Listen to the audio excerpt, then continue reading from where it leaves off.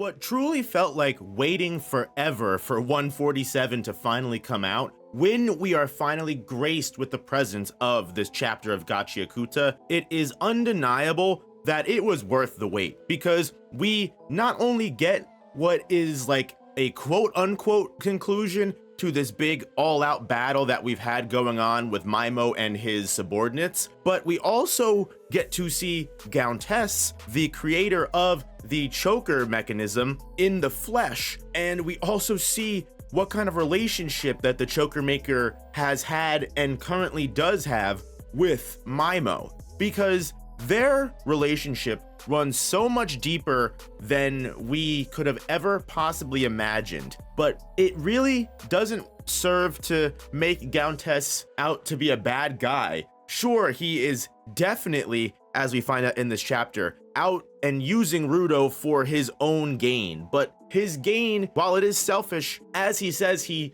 is passing the beacon of his revenge. The ideal, the philosophy, everything that Gontes believes is now embodied in Rudo, and that's why he's trusting Rudo into this, because as we'll find out, Gontes at this point isn't even really living any kind of thing that you could consider a life. We do get a flashback of what Gontes and Myo's first encounter looked like, as well as what Gontes looks like now, but something that we do get that's very nice is the permanent incapacitation of the bat wielding giver and the letter shield giver, because she gets completely knocked out and taken down completely by Zanka, who says, you know what, she would probably have some kind of last resort move or go all out crazy now that the battle is pretty much done, so let's just take her out now. And we do also get kind of the sad realization that this letter and the reason why this man's shield, Felix, was so powerful is because it quite literally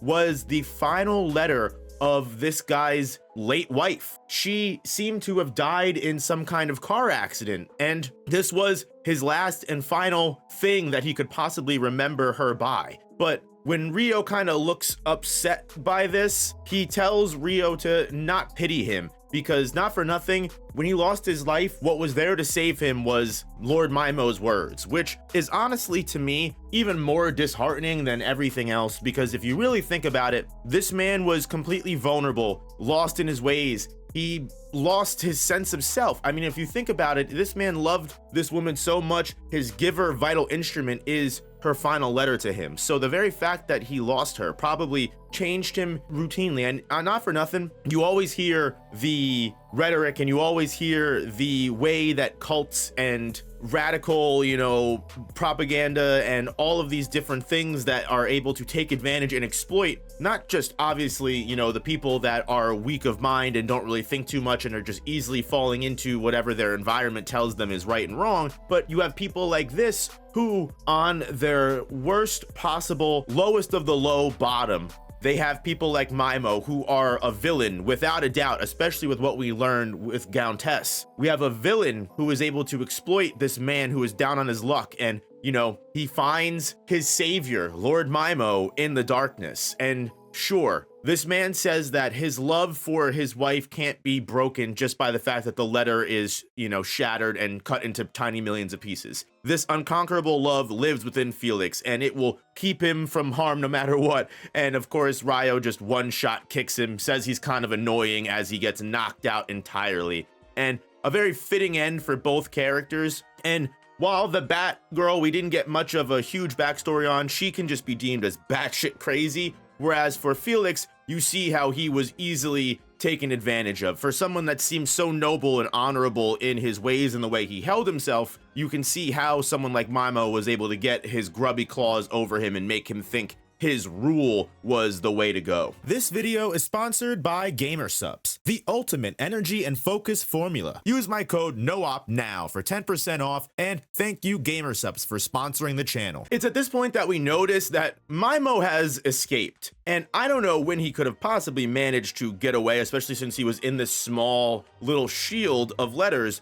but yeah, where Felix lays, Myo is just gone. And we then cut to Gontes, and he's in this room that we saw in that short little first page, where it seems like he's basically on life support. He's barely alive as it is. It seems like he's been forcefully kept in this state. And as Mimo kind of talks to Gontes over this radio, which it's interesting that these two characters have always had an audio connection this entire time, despite the amount of secrets and underhanded measures that both of them have been taking against one another. And we do get a little bit more of an elaborate explanation for all of this stuff, which is very, very nice, because it turns out, as that first page flashback kind of hinted at, Mimo and Gontes met a very long time ago. It seems like over the last 20 years, Gontes and Mimo have collaborated to some extent. When Gontes created the choker, Mimo clearly saw the potential of the choker and said, hey, do you want to rise to the highest point we possibly can in this world? And when he was younger, Gontes was all the more down for it.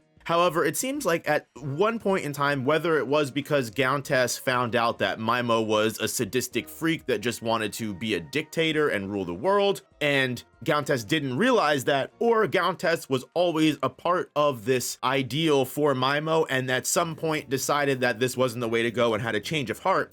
Either way, Gontes decided that he no longer wanted to be a part of this choker nonsense and no longer be a part of Mimo's schemes. However, it seems like Mimo not only has held Gontes against his will and, like we've seen, strapped him to life support so he can't take his own life, he can't, avoid or stop and not listen to Mimo, because we know Mimo's main control, his vital instrument, gives him the ability to take control of people. So up until this point, Mimo has been forcing Gontes into his rule, forcing Gontes to go under his orders and report every single piece of information that is ever transmitted through the chokers to Mimo to make sure Mimo always stays on top of every single situation. Now, obviously, Gontes was able to create this huge, amazing scheme, as well as Engine and Rudo. They were all able to get to the Doll Festival and potentially threaten Mimo's rule. And Mimo even mentions how much effort that must have taken for Gontes to actually keep all of that information secret from him, especially when Mimo has that level of control. Mimo speculating that it's probably because after taking his orders for what seems to be at least close to a decade, if not longer, he may have built up some kind of resistance. And Gontes in this very moment says, you know what, screw all of this nonsense, screw this theatrics. Tell me what you want, because you're here to ask me a favor. You lost the battle. Everything that you have done up until this point is gone. The cleaners are going to beat you, so you are trying to resort to some kind of bargaining chip or some kind of blackmail against me to get me to give you some chance of turning the tides and getting victory. And again, this is what I kind of mentioned earlier, where Mimo says, you know what, go ahead, screw you. I have already passed my baton of revenge onto Rudo. He will stop your rule. Even if you kill me, you can't stop what has already began. You've already taken my family from me, my freedom from me, and even his dignity, as he says. We don't know, again, what the depths of this insane imprisonment that Mimo has put on Gontes, amounts to.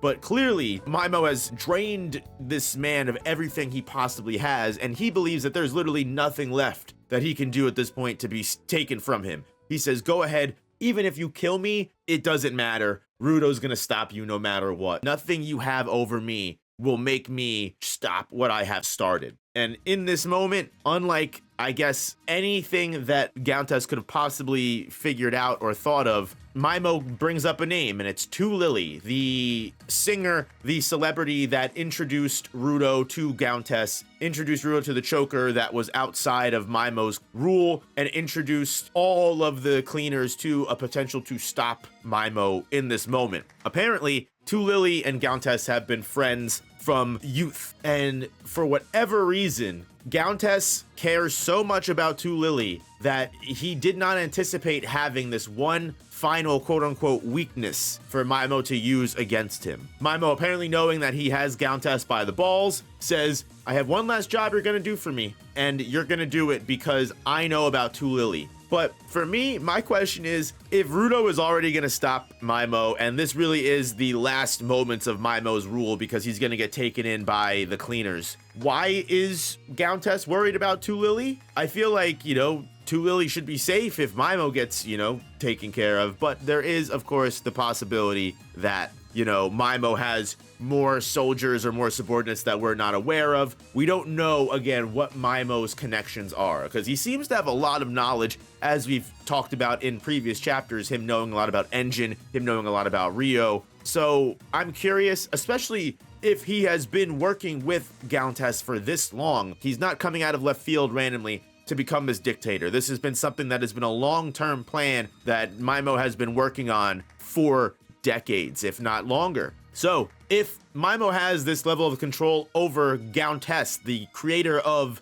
the CHOKER, such an integral piece of communication for everyone in this area, what else does Mimo have at his disposal to use? If Rudo is so eschewing to stop Mimo here, there's got to be something that Gontes knows that we don't. But I guess we're just gonna have to wait until the next chapter of Gachiakuta to find that out. And guys, if you enjoyed this video, please hit the like button. I'm so happy that this short little hiatus we had is over. We can finally get back into some nice reviews. And I promise you, I will be here every chapter talking about Gachiakuta, because I genuinely think this has the sauce to be the next big series, and I hope the anime brings plenty of people over to the Gachiakuta community. But guys, I hope you enjoy going on this journey of this manga, and I hope that you guys are more than happy to go on it with me, because I'm excited to go on it with you. And if you haven't already, like I said, please hit that like button. Subscribe if you haven't already to the channel to make sure you don't miss the next Gachiakuta review or any other videos you may enjoy on the channel. Check out the merch down below. I will say the supplier that we have right now isn't the greatest. Sometimes they take a little bit, but I love the merch. It looks super cool. So if you like it, you can definitely get it yourself.